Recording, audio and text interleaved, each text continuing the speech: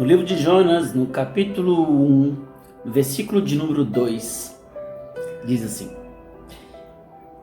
E disse Deus a Jonas: levanta-te e vai para a grande cidade de Nínive e clama contra ela, porque a sua maldade subiu até mim. No versículo 3, diz que Jonas então se levantou, mas para fugir do chamado de Deus. Amém. Eu quero falar hoje sobre as consequências de quem se desvia do propósito de Deus. Mas antes, eu quero introduzir falando sobre como que é fácil, como que o nosso inimigo facilita a nossa fuga. Quando Jonas então desceu para fugir do propósito de Deus para Tarsis, diz a Bíblia que Jonas então encontrou um barco ancorado, um barco preparado para ir para Tarsis. Olha só, querido, é interessante isso, porque se você perceber, se você olhar ao seu redor, todas as vezes que você pensou em fugir do propósito de Deus, parece que as portas estavam abertas. É tipo, vou dar um exemplo bobo. Você coloca no seu coração um desejo de fugir de casa, né? De dar um nó cego na sua esposa ou no seu marido, né? De traí-lo, não sei. Parece que facilita as coisas, né? Parece que o Uber fica na porta de casa esperando você. Como que é fácil você ir num bar ou ir num lugar, seja onde for, até mesmo no serviço, parece que se levanta alguém para que possa atrair você. Como que é interessante observarmos que quando coloca o desejo de talvez enganar o seu patrão, de roubar ou fazer coisa do tipo, como que parece que as coisas se tornam fáceis, né? Parece que fica tão fácil, parece que falta colocar no seu bolso e falar, vai embora. Aqui nós percebemos claramente isso. E quando Jonas colocou o desejo de coração de ir para Tarsis, ele desceu para comprar a passagem. Quando ele comprou a passagem, o barco estava saindo. Assim na hora. É interessante isso, né? Então, querido, primeira coisa, introdução, cuidado com as facilidades que a vida te oferece para fugir do propósito de Deus. Amém? Mas eu não quero falar sobre isso. Eu quero falar sobre quais as consequências de quem se desvia do propósito de Deus. Porque é claro que Deus chamou Jonas. Claro que Jonas tinha um chamado de Deus. Deus chamou Jonas para ir para Nínive, para clamar contra aquela cidade, para anunciar a palavra de Deus naquele lugar. Mas ele se assentou no coração, se levantou para ir para longe do propósito de Deus e pegou aquele barco. E diz a Bíblia que em alto mar Deus levantou uma grande tempestade. Está lá no versículo 4, leia lá.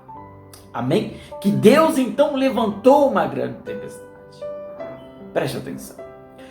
Querido, existem tempestades na vida que são inevitáveis. Elas vão acontecer, queira você ou não. Assim como o dia e a noite são para todos, as tempestades da vida também são para você, para mim, para o ímpio, para o crente, para o descrente, para o rico, para o pobre, para todos. Um dia a tempestade vai vir. Existem tempestades também que são levantadas pelo nosso inimigo para impedir o nosso avanço, para que você não alcance os seus sonhos, não chegue aonde você realmente tem que chegar. Mas, além das consequências, além da tempestade natural da vida, além das tempestades que são postas pelo nosso inimigo, existem tempestades que são postas por Deus. E essas tempestades postas por Deus não é para nos matarmos, não é para nos humilharmos, não, de forma alguma, para tirar a nossa alegria, não. Querido, é Deus gritando, dizendo, não vá para longe. É Deus falando, olha, eu escolhi você.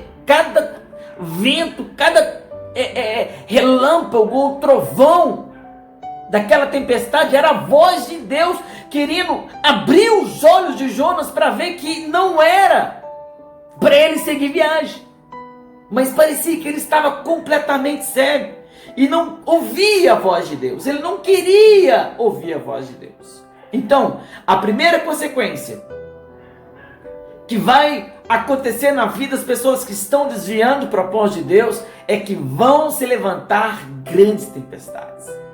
Ah, querido, eu me afastei do propósito de Deus. Eu encarei grandes, mas enormes tempestades, do qual você não queira saber. Mas graças a Deus, os meus olhos foram abertos. E assim como Jonas, eu fiz um voto com Deus. Amém? De voltar e fazer aquilo que Ele me chamou para fazer. Amém? E a segunda consequência, querido, que eu vejo que pode acontecer na vida daquelas pessoas que desviam do propósito de Deus é que vão encontrar lugares baixos. Diz a Bíblia, lá no versículo 5, que Jonas desceu para dormir no porão. Querido, porão não é o meu lugar, porão não é o seu lugar. Porão, querido, não é o lugar de um servo de Deus. Amém? Porque porão, querido, para mim é um lugar de coisas velhas, de coisas sujas, um lugar escuro, sem ar, sem vida. Aquele lugar não é o meu lugar. E quem se desvia do propósito de Deus, querido, vão experimentar lugares baixos, lugares escuros. Vão voltar para as coisas velhas da vida, das velhas práticas. Vão ter que conviver e viver com ratos, baratas e coisas do quais não são saudáveis, coisas boas. Talvez você esteja assim, querido, como Jonas no porão. E o pior, dormindo, não consegue enxergar isso, não consegue ver que a sua vida não está legal. Ele estava lá, no porão, escuro, sujo, no meio das coisas velhas, no meio de poeira, no meio do pecado. E ele então estava dormindo. Quantas pessoas não estão dormindo no porão da vida? Acorda, querido. Desperta em nome de Jesus. Mas diz a Bíblia que o capitão foi acordar Jonas. E ele acordou Jonas e disse: olha, rapaz, você está aí dormindo, enquanto a tripulação, todos estão perecendo, jogando fora suas coisas. O barco está para afundar. E todos nós vamos morrer. Terceira consequência de quem se desvia do propósito de Deus. Quando você desvia do propósito de Deus, você coloca em risco a vida de pessoas inocentes. Você coloca em risco a sua família, os seus filhos, seu trabalho, a sua igreja. Nós não podemos falhar, querido. Por causa de Jonas, aquelas pessoas iriam morrer, perecer. Entenda de uma vez que você não é uma ilha e que todas as suas escolhas vão afetar a vida de pessoas inocentes.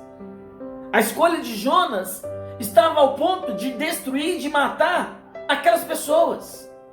Amém? Então desperta, porque talvez, querido, a sua escolha pode de fato matar ou tirar a vida de pessoas inocentes. Pois bem, querido, quarta consequência de quem desvia do propósito de Deus: vão enfrentar um lugar de duro tratamento. Diz a Bíblia que Jonas, então, diz a Bíblia que eles lançaram sorte, e a sorte caiu sobre Jonas. E ele foi lançado para fora daquele barco.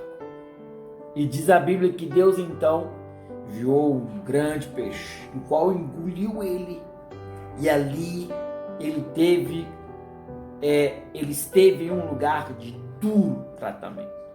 Ele ficou 3 dias na boca de um peixe. Você imagina, querido, aquele homem dentro da barriga, dentro, sei lá, do pulmão, não sei nem o que falar, né? Não imagino que seja. A Bíblia diz que é assim que foi, então creio que foi. Mas ele ficou ali 3 dias. No primeiro dia, nada. Interessante isso, né?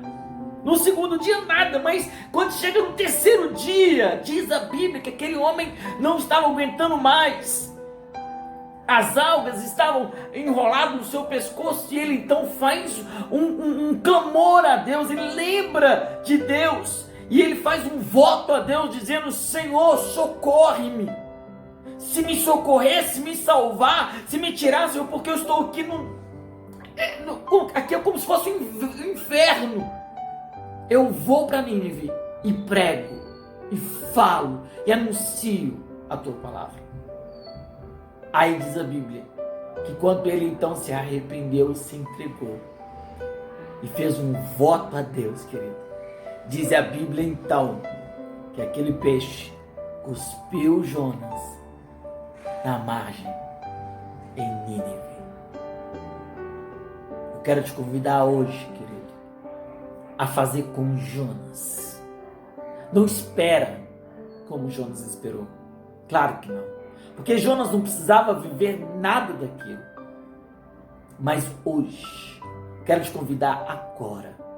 Se arrependa e faça um voto com Deus de voltar a fazer aquilo que Ele chamou você para fazer.